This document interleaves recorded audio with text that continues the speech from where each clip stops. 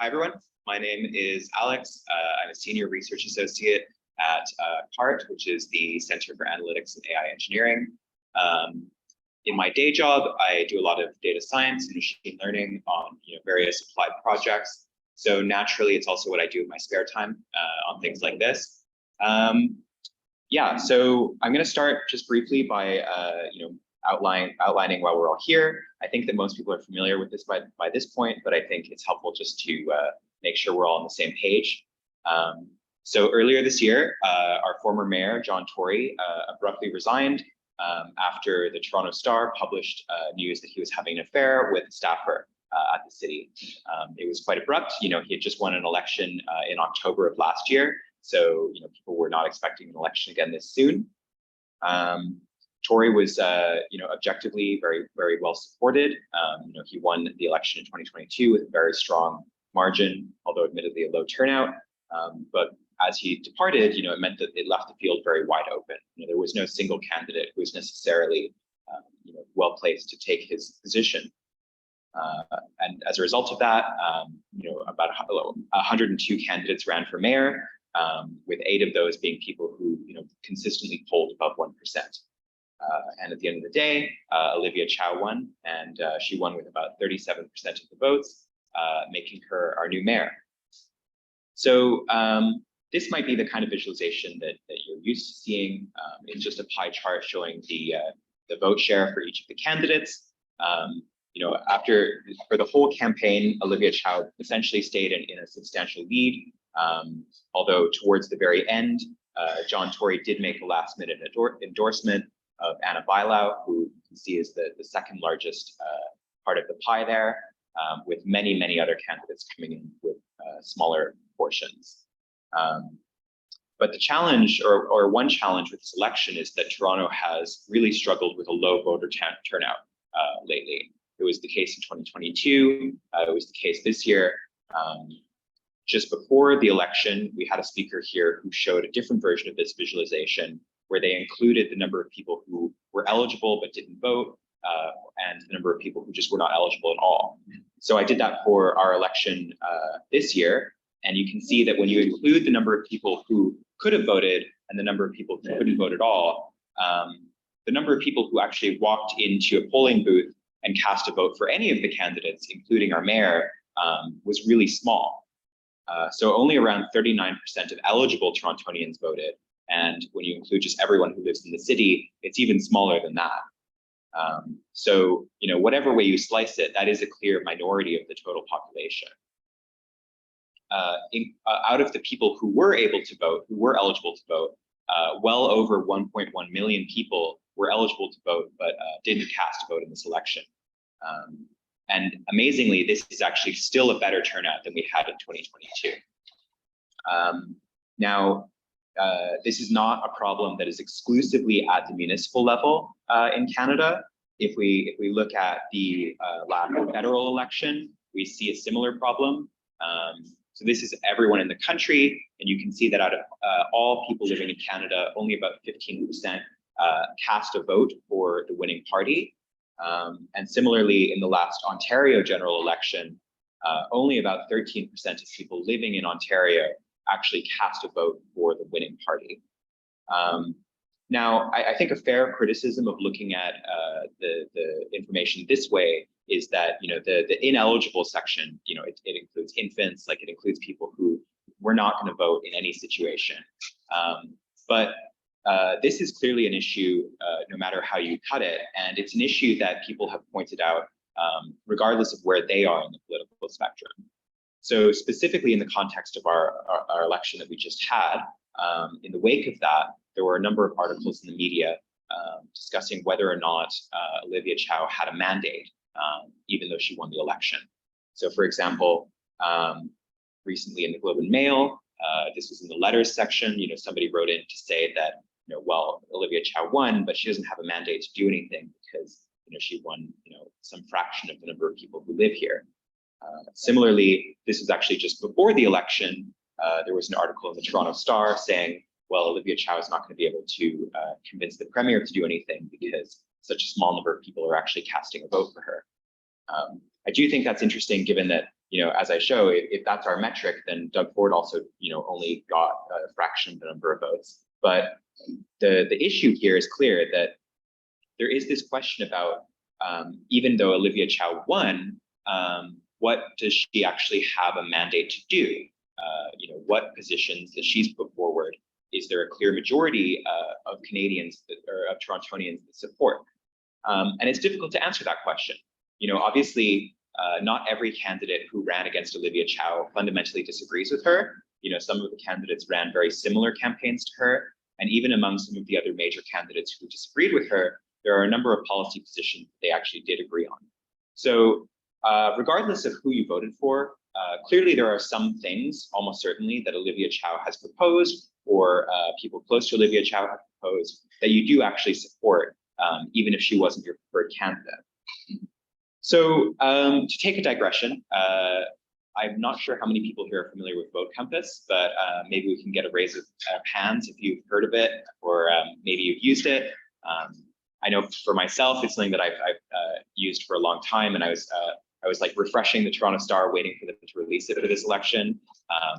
So basically, if you're not familiar, the way that this works is they ask you a series of 30 questions that are about topical issues in the city that they expect the candidates to discuss or put forward platforms on. For each issue, you can say that you strongly disagree to strongly agree with the statement that's put forward, or maybe you just don't know.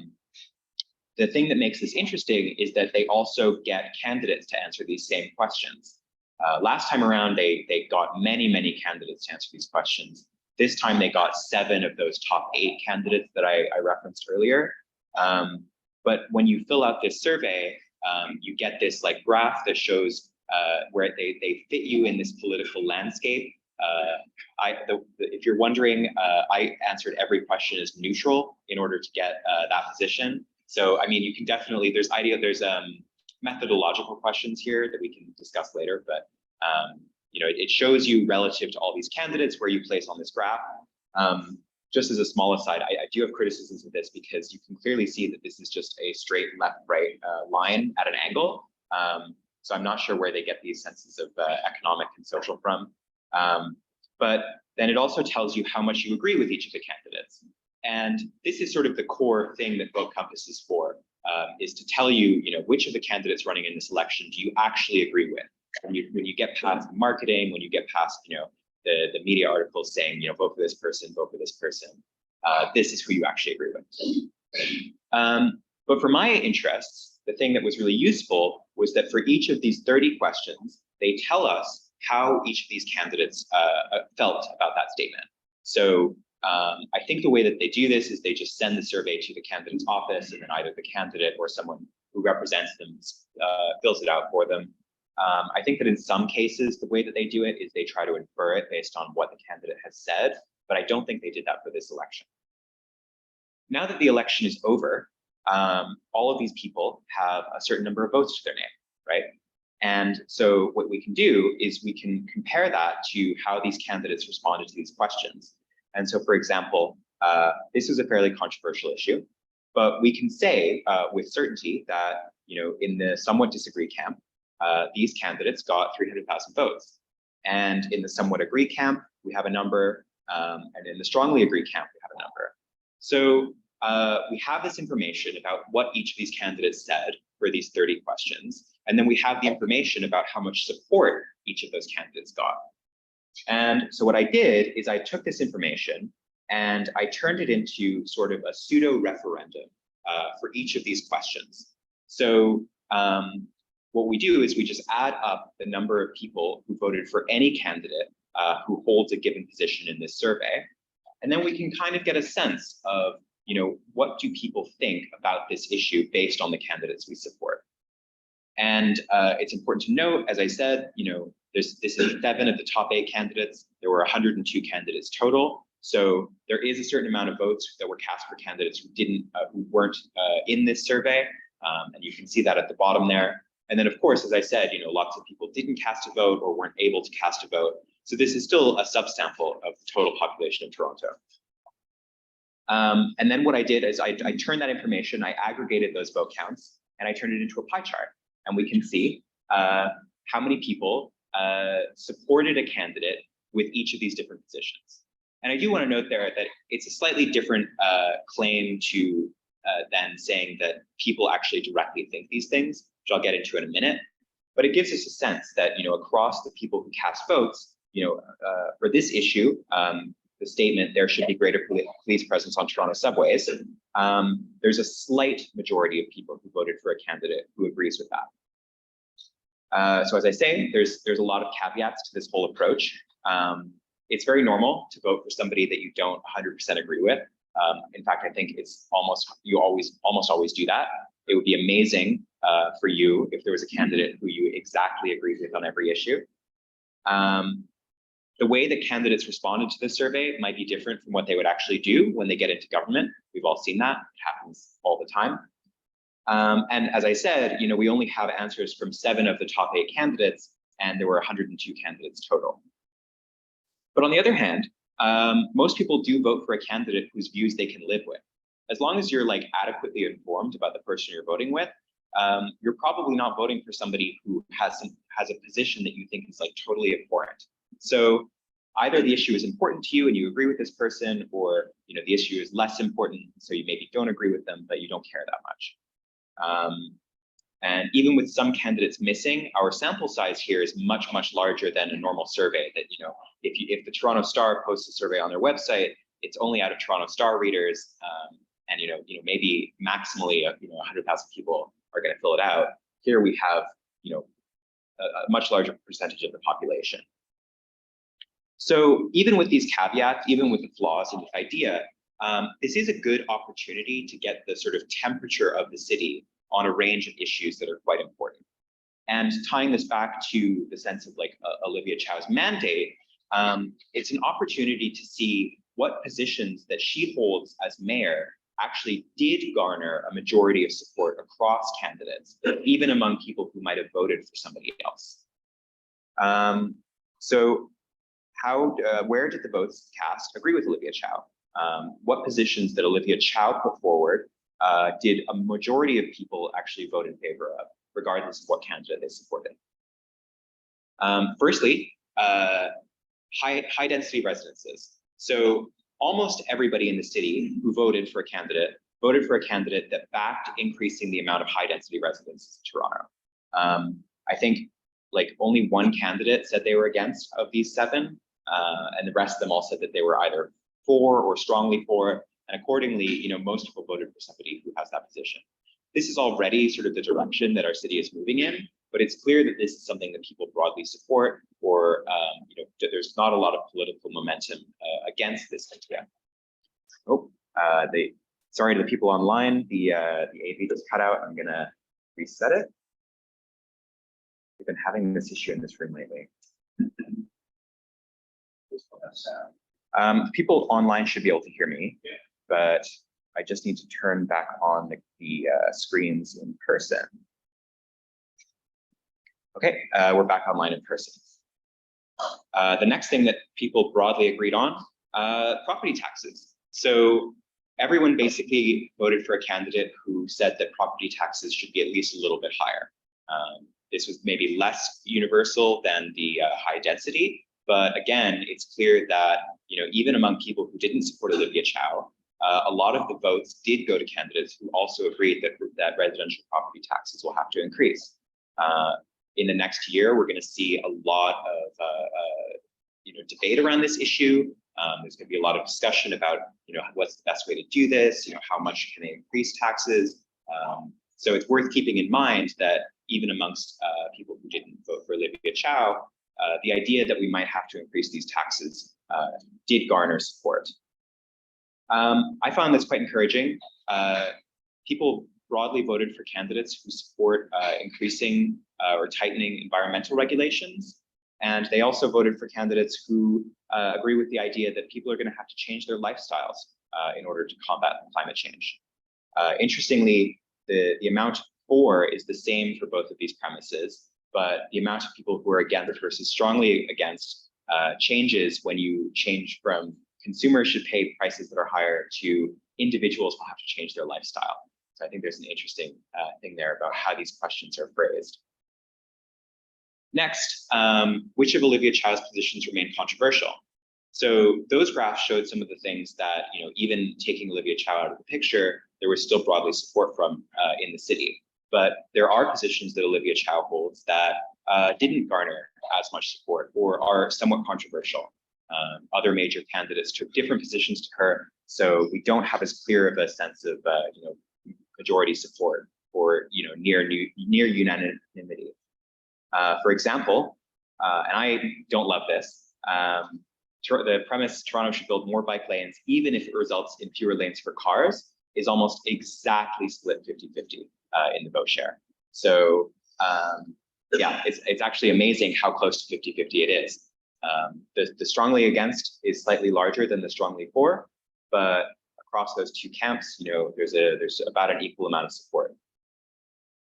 I find this one really interesting. So this is clearly a very controversial issue. The east end of the Gardiner should be torn down and converted to a ground level street. Everyone was either strongly for or strongly against this. There's no middle ground, or almost no middle ground. So clearly, no matter what happens here, people are going to be upset. And so that's something to keep an eye out going forward. And then what proposals did everyone disagree with? When the vote comes, people write this survey, they're trying to be as unbiased as possible in the way that they write it. But part of that means anticipating the issues that are going to come up and anticipating things that are going to divide candidates, so you can get a sense of who you support. They're not always perfect at this. And so sometimes they ask questions that everyone is just like, no, absolutely not. And there were a few of them this time around. So when put forward that traffic congestion is best solved by improving roads rather than public transit, this was a very unpopular idea.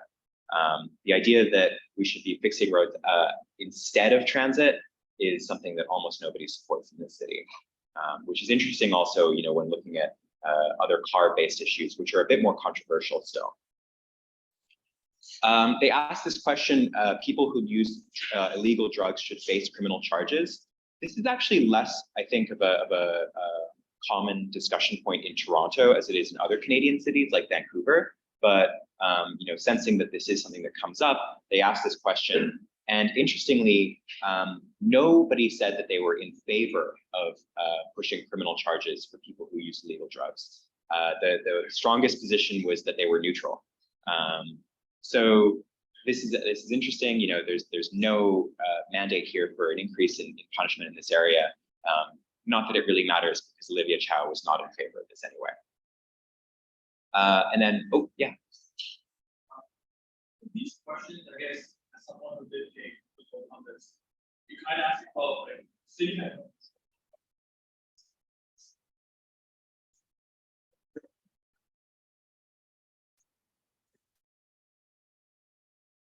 So the question was about whether the city actually even has any control over this issue. I think there's debate around that. In the last few years, a number of cities in Canada began to pressure the federal government to allow them to reduce the amount of criminal charges for people using illegal drugs. And there are also choices that can be made around how strictly Toronto enforces laws that already exist. As I'm sure we're all aware, there used to be a ton of illegal weed stores. There's a lot of illegal mushroom stores that have been popping up lately. If the city really cared about this, I think there's a lot more that they could do to shutter those stores. But clearly, either it's not a priority or they just don't believe in stopping those things. But whatever the reason, they're kind of just letting them stay in business for the time being. But we can have more discussion. I'm actually almost done. So yeah, Toronto's mayor should have the power to override decisions by council. This was also very unpopular. It's worth noting that the sort of strong mayor powers, this is just one aspect of that if the council says we want to do this, the mayor does have the ability to say no. And this is something that people did not vote in favor of. There were a few candidates who said, yes, I absolutely would use this power, and they got a clear minority of the vote. So in general, when we look at some of the things that Olivia Chow ran on, there's some positions that no matter who you supported, there's a strong backing for the idea, independent of the candidate. And some of the things that I think are relevant there are high density, as I mentioned, an increase in residential property taxes to provide adequate service. There was general support for the idea that there should be some kind of limit on how much landlords can charge for rent. This is something that has sort of dropped off the radar a little bit, but I think it's going to come back. The debate around renaming Dundas Street. Olivia Chow said she's going to do that at some point, and there was actually a majority of support for candidates who said that. Blocking plans by the provincial government to lease Ontario Place was a popular position, and this idea that environmental regulations should be stricter, even if it means consumers pay higher prices. So these are all things that Olivia Chow supports in some way, and a majority of voters cast a vote for somebody who also supports these issues. And then there are a few things that she supported that are a little bit controversial still. Oh, one more. There should be homeless shelters all across Toronto. This also got a wide array of support. On the other hand, Toronto building bike lanes at a cost to car lanes. This remains about 50% support. And the Gardiner is a really contentious issue still, where there's no consensus on one side or the other. Lastly, I think this is really interesting because we had an election at the end of last year. They ran Vote Compass then, and not all of the questions were the same, but a few of them were. And so we were actually I was able to run this same analysis on that election and compare how the support for some of these issues has changed in that time. So there were 5 things that they asked both times that actually had a really noticeable shift in how many people supported them at the ballot box. Firstly, the number of people who supported the idea of the mayor using the strong mayor powers has collapsed. And I think the analysis behind this is that in 2022, John Tory was running and he supported using the strong mayor powers and he got a lot of votes. And so maybe, one interpretation here is that people didn't actually support this, but they just like John Tory anyway. And now that he's gone, they don't really support candidates who think that we should be using these powers. There's actually been an increase in the number of people who think that Toronto should spend more on their police services. It's still a minority of the overall population or of voters, but it has clearly increased since the end of last year. And similarly, police should remove homeless encampments. This was an extremely unpopular position in 2022. And it's actually gone to be about half of candidates and half of voters supporting somebody who supports this this year. So that's very interesting. There's lots of things we can have discussion about that later. It's certainly not something that I like to see. I think this is encouraging. So, Toronto should build more bike lanes. Even at the end of last year, this was an issue that had a minority of support, but we've seen that candidates have shifted their position here, and we've seen that voters have reflected that by voting for people who support bike lanes much more than they did at the end of last year. And finally, and I think this is really interesting, is that at the end of last year, nobody supported an increase in residential property taxes, but that has completely flipped. And if you paid attention to the news in the city, this is because we are facing a massive financial deficit. Toronto has a black hole of about $1 billion, and that money has to come from somewhere. Evidently, both candidates and voters, at least to some extent, seem to recognize that that might have to come from an increase in taxes. So that's the end of my talk. On the next slide, I have a representation of all 30 questions. It's a little bit overwhelming, but I'm going to put it up during questions in case there's one of these things that people want to talk about specifically. But yeah, thank you very much for.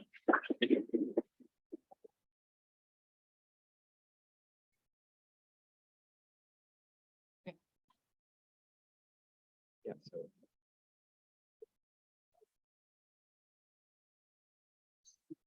So yeah, does anybody have questions? Person? Yeah. I'm curious. I think we decided to 1%.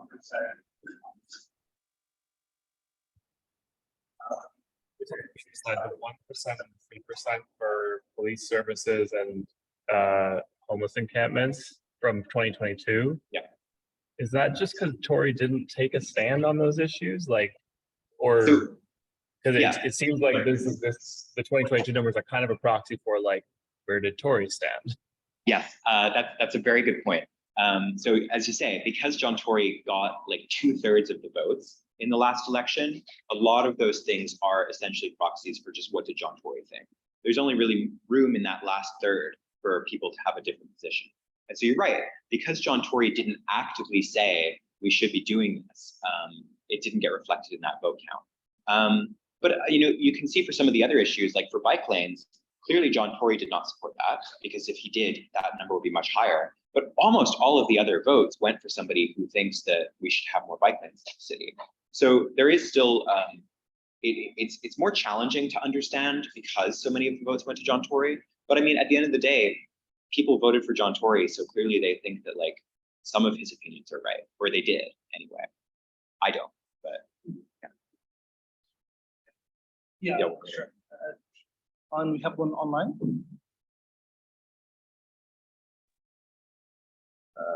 Do we have an online question?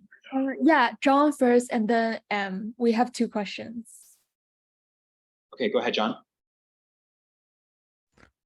Hi, I just have a question. I have a question about the survey. Sorry about the dog. Yep. Okay.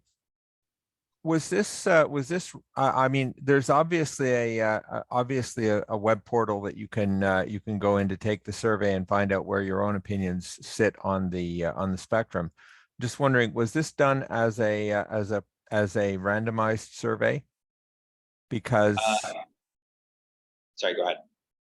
because I was going to say, because if it wasn't, you can't, if it was self-selected, you cannot extrapolate the results to the majority of to the population of Toronto as a whole.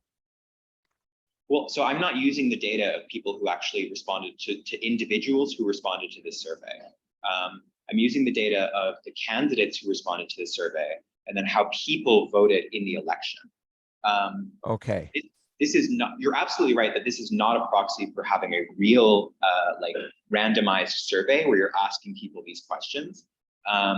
But there is a correlation here to how people think about these issues and how they voted for these candidates. So yeah, I wouldn't say that it's exactly the same as saying like, 54% of people think this, but 54% of votes did go to a person who said that. Okay. I guess this one was surprising to me on bike lanes, because my sense was that it was Anthony Fury and former police chief Saunders who made an issue of this, and they did not get more than collectively about 15% of the vote. And virtually all of the other candidates from Bradford to Bailao, and certainly Olivia Chow and Josh Matlow, were very much in favor of the policies of John Tory, which had been, if not in theory, at least in practice, to remove car lanes for bike lanes. I absolutely agree with you. I think that the issue is that when you ask a politician to commit to adding one thing at a cost of removing another thing, which is how that question is phrased, they're going to be more cautious about that answer. I think if they had phrased exactly the same question as just Toronto should build more bike lanes, more of the candidates would have said yes, even though obviously there is a limited amount of space, and so it would have had to come from something.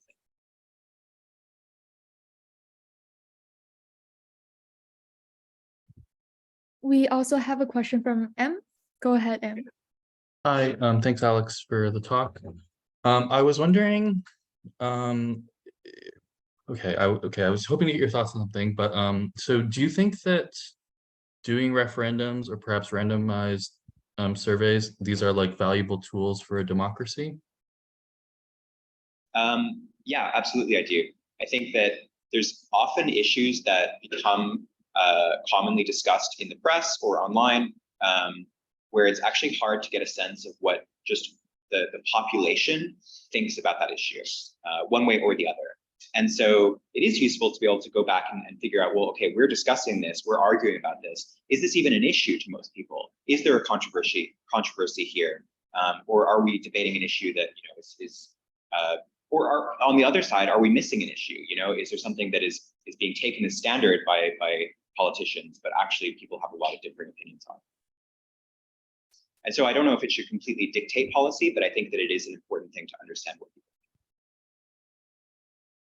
We do suspiciously few referendums, and I mean, I guess we only do them when they're going to be legally binding in some way. We don't just ask. Yeah. Okay, thanks, Sam. Yeah, Alex, thanks again for taking my question. We know we talked about John Tory's endorsement coming for anti-bylaw being a bit too late. I'm not sure if you had the chance to do any sort of analysis, see if people could have like either a week or a few days before, maybe it would have been enough to swing the election in our favor. I'm wondering if you can comment more on that. Yeah, absolutely. I would point you towards Matt Elliott did an amazing piece on this exact issue where he tried to look at what would have happened if that endorsement had come earlier, did various modeling. I didn't talk about it in this talk because I think it's boring to talk about predictions after the thing has happened, but I did some I did some modeling around based on polls in the lead up to the election. And what was interesting was there was before Anna Bylaw got that endorsement from John Tory, Mark Saunders was usually in second place in terms of the vote percentage. But in my modeling, in the situations where Olivia Chow lost, it was actually to Anna Bylaw. And my interpretation of that was that Mark Saunders was basically at the top of what he could get, but there was this room for Anna Bylaw to take more votes from some of the other candidates. So I absolutely think that if John Tory had just out of the gate endorsed Anna Bylaw, there's a very good chance that she could have won the election. It would have been a completely different election though, so it's impossible to say for sure. But yeah, I think that it's clear that that had a major impact. Should we? Yeah, cool.